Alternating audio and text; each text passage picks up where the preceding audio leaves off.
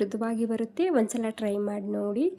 ಇಲ್ಲಿ ನಾನು ಮೊದಲಿಗೆ ಮಿಕ್ಸಿ ಜಾರಿಗೆ ಒಂದು ಅರ್ಧ ಕಪ್ ಆಗುವಷ್ಟು ಸಕ್ಕರೆ, ಒಂದು 3 ಏಲಕ್ಕಿನ ಹಾಕ್ತಿದ್ದೀನಿ. ಇದನ್ನು ಮೊದಲಿಗೆ ಪೌಡ್ರ್ ಮಾಡ್ಕೊಂಡು ತಗೋಬೇಕು. ನೋಡಿ, ಇವಾಗ ಸಕ್ಕರೆ ಹಾಗೂ ಏಲಕ್ಕಿ ನಾನಿಲ್ಲಿ ಪೌಡ್ರ್ ಮಾಡ್ಕೊಂಡು ತೊಗೊಂಡಿದ್ದೀನಿ. ಇವಾಗ ಇದನ್ನು ನಾನು ಸೋಸ್ಕೊಂಡು ತೊಗೊತಿದ್ದೀನಿ. ಯಾಕಂದರೆ ನಾವು ಇದರಲ್ಲಿ ಒಳಗಡೆ ಏಲಕ್ಕಿ ಹಾಕಿರ್ತೀವಲ್ವ, ಅದರ ಸಿಪ್ಪೆ ಮೇಲೆ ಇರುತ್ತೆ. ಇದು ಈ ರೀತಿ ಸೋಸ್ಕೊಂಡ್ರೆ ಮತ್ತು ಇದಕ್ಕೆ ಸ್ವೀಟ್ ಕೂಡ ತುಂಬ ಸಾಫ್ಟಾಗಿ ಮೃದುವಾಗಿ ಬರುತ್ತೆ. ಈ ರೀತಿ ಸೋಸ್ಕೊಂಡು ತೊಗೊಂಡ್ರೆ ಇವಾಗ ಇದೇ ಮಿಕ್ಸಿ ಜಾರಿಗೆ 1 ಕಪ್ ಆಗುವಷ್ಟು ನಾನಿಲ್ಲಿ ಪುಟಾಣಿನ ಹಾಕ್ತಿದ್ದೀನಿ. ಅರ್ಧ ಕಪ್ ಸಕ್ಕರೆ, 1 ಕಪ್ ಆಗುವಷ್ಟು ಪುಟಾಣಿ ಹಾಕ್ಕೊಂಡಿನಿ. ಈ ಪುಟಾಣಿ ಕೂಡ ನಾನು ಸ್ಮೂತಾಗಿ ರುಬ್ಕೊಂಡು ಸೋಸ್ಕೊಂಡು ತೊಗೊಂಡಿದ್ದೀನಿ. ಈ ರೀತಿ ಸೋಸೋದ್ರಿಂದ ತುಂಬ ಸಾಫ್ಟಾಗಿ ಮೃದುವಾಗಿ ಬರುತ್ತೆ ಈ ಸ್ವೀಟ್ ರೆಸಿಪಿ. ನೋಡಿ ಜರಡಿಯಲ್ಲಿ ಎಷ್ಟೆಲ್ಲ ದಪ್ಪ ಉಳ್ಕೊಂಡಿದೆ ಅಂತೇಳಿ ಸೋಸೋದ್ರಿಂದ. ಓಕೆ, ಇವಾಗ ಇವೆರಡೂ ರೆಡಿ ಆದಮೇಲೆ ನಾನಿಲ್ಲಿ ಕೊಬ್ಬರಿ ತೊಗೊಂಡಿದ್ದೀನಿ. ಒಣ ಕೊಬ್ಬರಿನೇ ತೊಗೊಂಡಿದ್ದೀನಿ.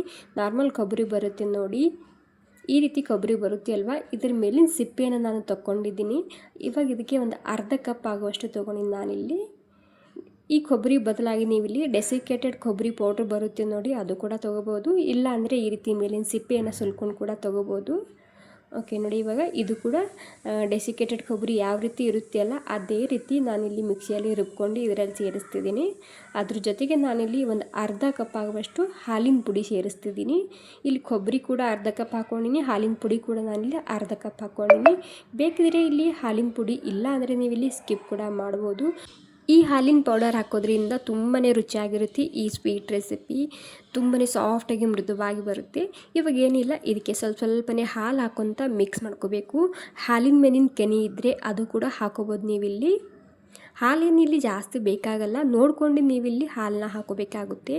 ಇಲ್ಲಿ ನನಗೆ ಸುಮಾರು ಒಂದು 7ರಿಂದ 8 ಚಮಚ ಮಾತ್ರ ನಾನಿಲ್ಲಿ ಹಾಲನ್ನ ಹಾಕ್ಕೊಂಡು ಈ ರೀತಿ ಮಿಕ್ಸ್ ಮಾಡ್ಕೊತಿದ್ದೀನಿ. ಸ್ವಲ್ಪ ಗಟ್ಟಿಯಾಗೇ ಇರಬೇಕು, ಜಾಸ್ತಿ ಸಾಫ್ಟಾಗಿ ಮಿಕ್ಸ್ ಮಾಡ್ಕೋಬಾರ್ದು. ಲಾಸ್ಟ್ನಲ್ಲಿ ಇದಕ್ಕೆ 1 ಚಮಚ ತುಪ್ಪ ಹಾಕ್ತಿದ್ದೀನಿ. ಇದ್ದರೆ ಹಾಕ್ಕೊಳ್ಳಿ, ಇಲ್ಲಾಂದರೆ ಸ್ಕಿಪ್ ಕೂಡ ಮಾಡ್ಬೋದು. ತುಪ್ಪ ಹಾಕಿದರೆ ಈ ರೀತಿ ಕೈಗೆ ಅಥವಾ ಟ್ರೇಗೆ ಅಂಟೋದಿಲ್ಲ. ಹೀಗಾಗಿ 1 ಚಮಚ ಮಾತ್ರ ನಾನಿಲ್ಲಿ ತುಪ್ಪನ ಹಾಕ್ಕೊಂಡಿನಿ. ನೀಟಾಗಿ ಮಿಕ್ಸ್ ಮಾಡ್ಕೊಂಡು ಇಲ್ಲಿ ಬಟರ್ ಪೇಪರ್ ಹಾಕಿದ್ದೀನಿ ಕೆಳಗಡೆ. ಇವಾಗ ಟ್ರೇಗೆ ಸೆಟ್ ಮಾಡಿದರೆ ಆಯಿತು. ಇದನ್ನು ಈ ರೀತಿ ಸೆಟ್ ಮಾಡ್ಕೊಂಡು ಫ್ರಿಜ್ಜಲ್ಲಿ ಒಂದು 10 ನಿಮಿಷ ಬಿಡ್ತಿದ್ದೀನಿ. ಹೊರಗಡೆ ಕೂಡ ಇಡ್ಬೋದು, ಹೊರಗಡೆ ಕೂಡ ಇದು ಸೆಟ್ ಆಗುತ್ತೆ. ಒಂದು 10 ನಿಮಿಷ ಫ್ರಿಜ್ಜಲ್ಲಿ ಎತ್ತಿಟ್ಟಿದ್ದ. ಇವಾಗ ನಿಮಗೆ ಕಟ್ ಮಾಡಿ ತೋರಿಸ್ತಿದ್ದೀನಿ. ತುಂಬ ಸಾಫ್ಟಾಗಿ ಮೃದುವಾಗಿ ಬರುತ್ತೆ. ಹಾಗೆ ಬಾಯಲ್ಲಿಟ್ಟರೆ ಬೆಣ್ಣೆ ಥರ ಕರಗುತ್ತೆ. ನಾವು ತುಪ್ಪದಲ್ಲಿ ಮೈಸೂರು ಪಾಕ್ ಮಾಡ್ತೀವಲ್ವ, ಅಷ್ಟೇ ಸಾಫ್ಟಾಗಿ ಮೃದುವಾಗಿ ಬರುತ್ತೆ. ನೀವು ನೋಡ್ತಿರ್ಬೋದು ಎಷ್ಟು ಸಾಫ್ಟಾಗಿ ಕಾಣ್ತಿದೆ ಅಂತೇಳಿ. ತಿನ್ನೋ ಕೂಡ ಅಷ್ಟೇ ರುಚಿಯಾಗಿರುತ್ತೆ. ಮಾಡಿ ನೋಡಿ ಒಂದ್ಸಲ. ಸೊ ನಿಮ್ಗೆ ಏನಾದರೂ ಊಟ ಆದಮೇಲೆ ಸ್ವೀಟ್ ತಿನ್ನೋ ಕ್ರೇವಿಂಗ್ ಇದ್ದರೆ ಇದನ್ನು ಮಾಡಿಟ್ಕೋಬೋದು. ಫ್ರೀಜಲ್ಲಿ ಇದನ್ನು ನೀವು 1 ವಾರ ಸ್ಟೋರ್ ಮಾಡಿಟ್ಕೋಬೋದು. ನೀವಿಲ್ಲಿ ಹಾಲು ಬದಲಾಗಿ ತುಪ್ಪ ಕೂಡ ಹಾಕ್ಕೊಂಡು ಈ ಸ್ವೀಟ್ ರೆಸಿಪಿನ ಮಾಡ್ಕೋಬೋದು.